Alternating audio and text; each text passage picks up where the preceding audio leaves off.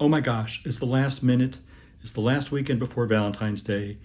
You didn't make something and someone's expecting a handmade thing from you and you haven't started yet. You only have a little bit of time left, it's only a few days. What are you going to do? I have a project for you.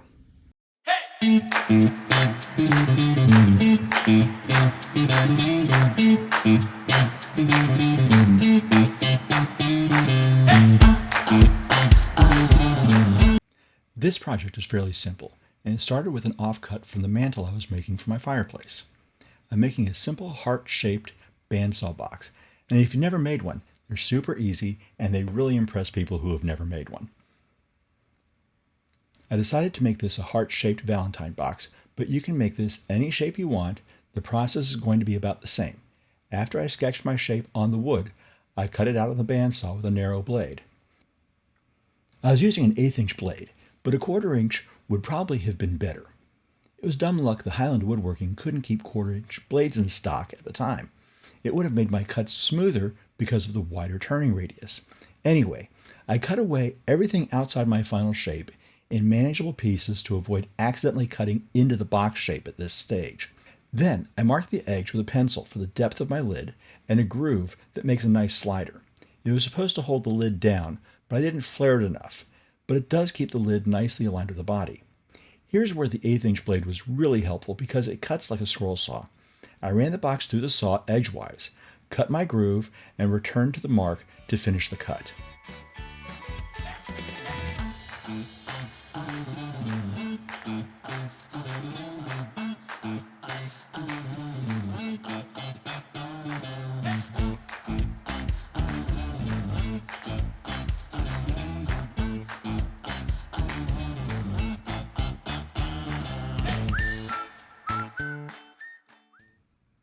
I set my fence for the thickness of the bottom of the box and ran the block through one more time, sawing the bottom of the box off.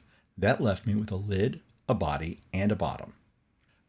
Turning this block into a box is as simple as cutting out the inside, and this heart has 3 chambers that I marked out.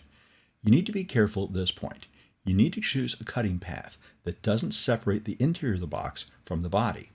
If you wanted to, you can turn this box upright. You repeat the same process to cut the drawers.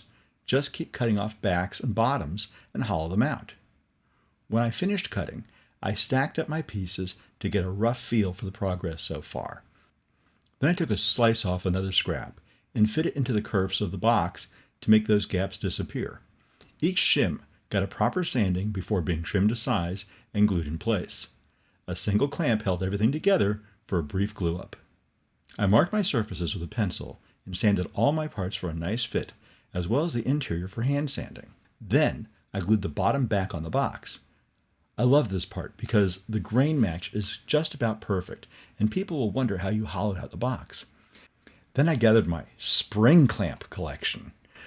Being February in North Florida as everything is blooming, and I applied even pressure all around as best as I could. As soon as the clamps were off, it was time to clean up the edges so the lid could sit nicely on top, and to clean up the eccentric curves left behind by the very narrow 1/8 inch bandsaw blade. The oscillating sander was really nice to have for this operation, but you can sand with just about any way you like. I even broke out my card scraper at one point. If you notice the Woodwork Merit Badge book in some of the shots, it's not because I'm teaching myself woodworking from this book.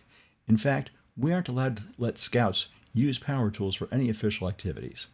I'm one of the Woodworking Merit Badge counselors for my local Swanee River Area Council. If you'd like to see me produce videos with hand tools as a companion piece for scouts, please let me know in the comments. When all the sanding was done, I used my small router to round over the top and bottom edges.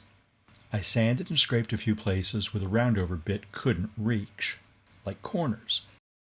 Then I worked my way through my sandpaper grits to the final sanding, going from 120 to 150 and finishing at 220. This left me with a nice smooth surface for finishing. I added my Heartwood and Steel branding to the box, so my wife wouldn't think I ran to the store to buy a last-minute box. And then I applied oil to the box. Personally, I like the way this came out. Oh, that reminds me. I still have a couple of days to come up with something for this year. There's still plenty of time. Don't you think so? This, oh, okay, we're on. So you guys see all this woodworking stuff? Please like, comment, and subscribe, because when he's in here, he's out of my hair.